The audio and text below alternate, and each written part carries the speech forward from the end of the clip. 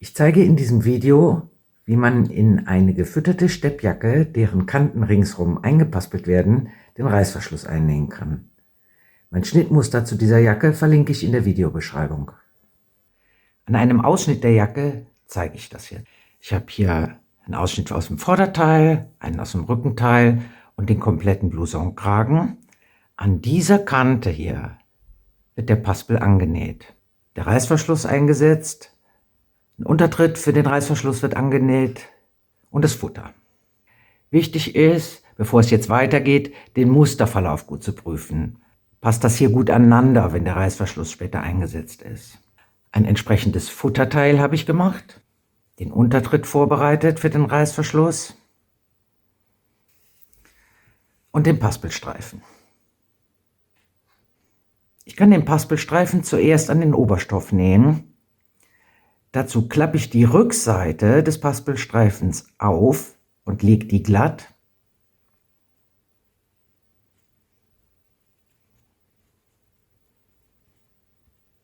Rechts auf rechts kann ich den dann annähen. Und später wird der gewendet und bleibt innen erstmal glatt liegen. Das mache ich jetzt mal. Den Paspel habe ich ringsum angenäht.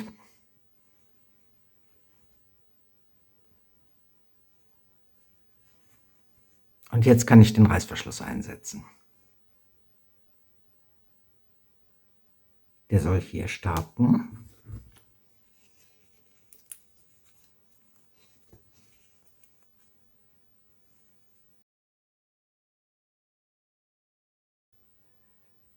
Und festgenäht wird er auf der Mittelkante des Paspels.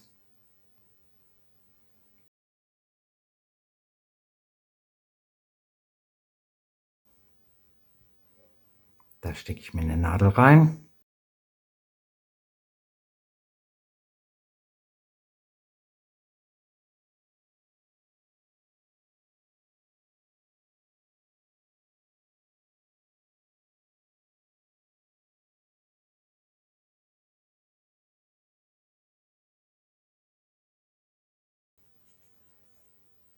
Hier hefte ich mir den jetzt fest.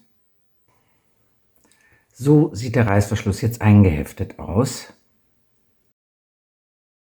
Ich habe also genau da angeheftet, wo ich gleich mit dem Reißverschlussfüßchen annähen werde. Und das muss exakt in der Knickkante liegen. Da muss man sich wirklich ein bisschen Zeit nehmen und vielleicht auch noch mal was korrigieren, wieder aufmachen. Auf der anderen Seite genauso. Das kann ich jetzt annähen. Der Reißverschluss ist jetzt eingenäht.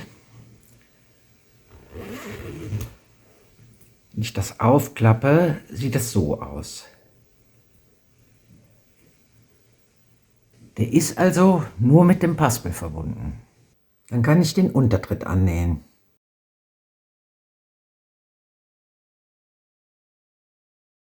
Den nähe ich an den Reißverschluss an. Ich wende das also.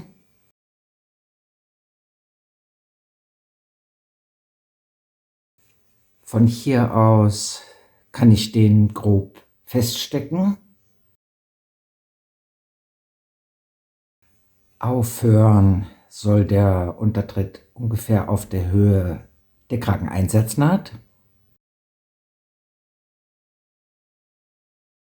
Auch das kann ich nachher noch justieren. Jetzt mache ich den erstmal grob hier rein.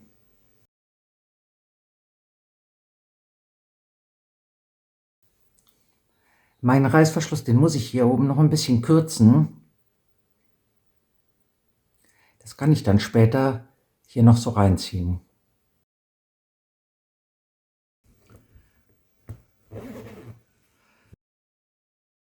Der Untertritt ist angenäht. Dann können wir uns jetzt angucken, wo das Futter angenäht wird. Im Oberstoff werden Vorderkante und die Oberkante des Kragens ohne Nahtzugabe zugeschnitten, weil die hier eingepaspelt werden. Im Futterteil ist die Oberkante des Kragens auch ohne Nahtzugabe zugeschnitten. Die wird mit eingepaspelt. Die Vorderkante, an der der Reißverschluss liegt, braucht aber eine Nahtzugabe. Außerdem wird die Krageneinsatznaht nicht komplett geschlossen. Hier wird ein Stück offen gelassen, das der Breite des fertigen Paspels entspricht. Bei mir sind das so 1,2 cm. Die Nahtzugaben der Krageneinsatznaht sind sowohl beim Futter wie auch beim Oberstoff auseinandergelegt. Ich habe die hier aufeinander fixiert und die Oberkanten vom Kragen werden aufeinander gelegt. Auch das habe ich fixiert. Und dann kann ich den Paspel schon umlegen am Kragenteil. Da stecke ich auch eine Nadel rein.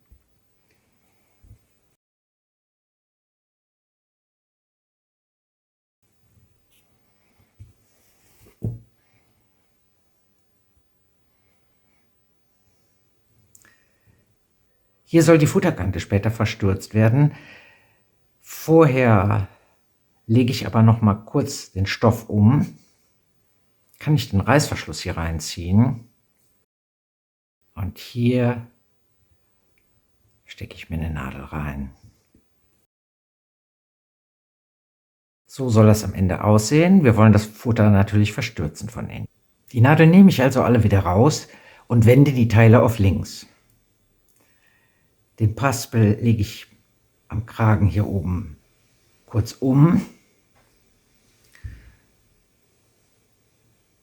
und bringe den Futterkragen in seine Position. Die soll hier an der Einsatznaht liegen und hier natürlich an der Oberkante. Da fixiere ich das. Die Nahtzugabe an der Vorderkante des Futters, die ist bei mir mit 1,2 cm angeschnitten. Annähen möchte ich das Futter an den Reißverschluss, knapp neben der Naht, die den Paspel am Reißverschluss hält. Deswegen ziehe ich die Nahtzugabe noch einen Tick weiter vor, um das so ein bisschen auszugleichen. Dann kommt die auf 1,4 mm.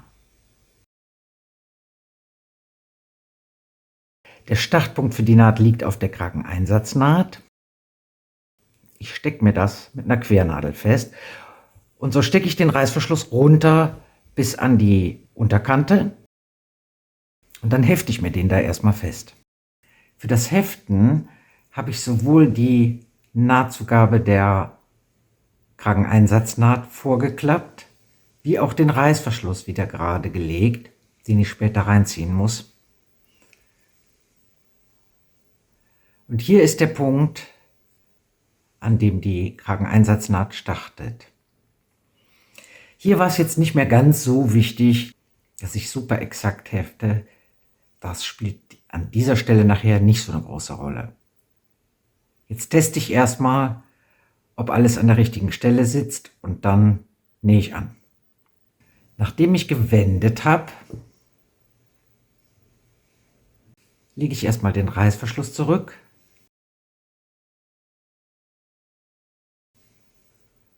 Und die Nahtzugabe der Krageneinsatznaht wieder auseinander.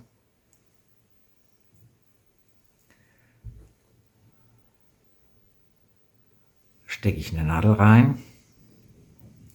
Und jetzt muss ich die Kragenposition wiederfinden.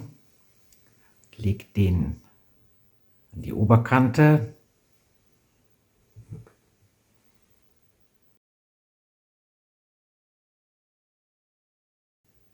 Das scheint in Ordnung zu sein, das kann ich also annähen.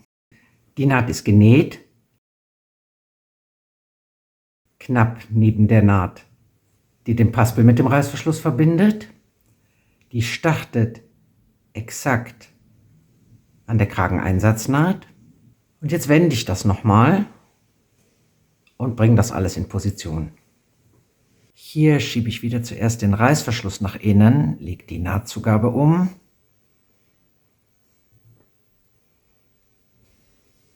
Fixiere das und lege die Kragenoberkanten aneinander. Dann habe ich jetzt das Futter knapp hinter der Naht, die den Reißverschluss am Paspel hält, angenäht. Damit habe ich ein bisschen mehr Spiel, um mit dem Wagen hin und her zu fahren, ohne dass ich das Futter vielleicht später da einklemme. Dann ist die Seite soweit vorbereitet und ich kann an der anderen Seite weitermachen. An der gegenüberliegenden Seite mit dem Untertritt habe ich die Kragenoberkanten schon ein bisschen fixiert und ich habe mir den Reißverschluss hier mit einem Stich schon mal festgeheftet. An dieser Seite ist der Reißverschluss hier angenäht und der Untertritt so 1 bis 2 mm daneben. Das heißt, das Futter kann ich jetzt genau auf diese Naht wieder draufnähen. Die Nahtzugabe des Futters ziehe ich wieder ein bisschen raus, dass die ungefähr bei 1,4 liegt.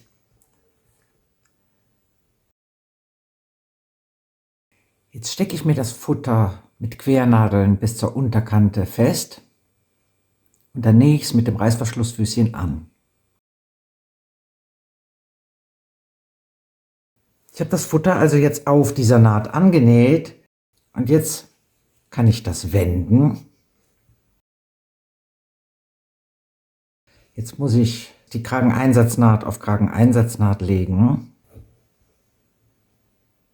Schön flach auseinanderlegen.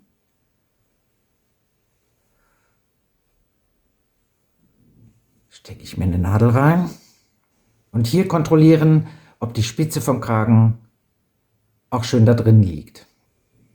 So liegt er jetzt drin.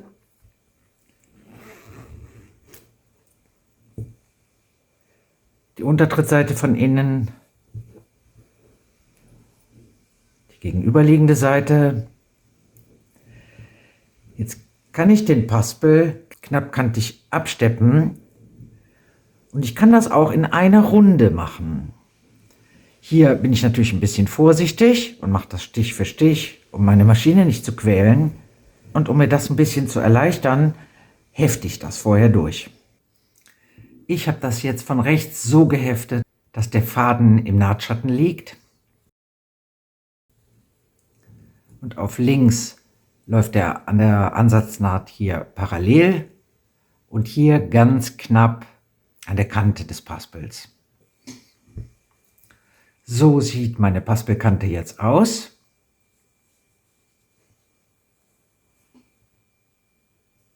Innen läuft die Steppnaht ungefähr parallel zur Futteransatznaht und da, wo der Paspel aufs Futter direkt geht, habe ich eine knappkantige Steppnaht.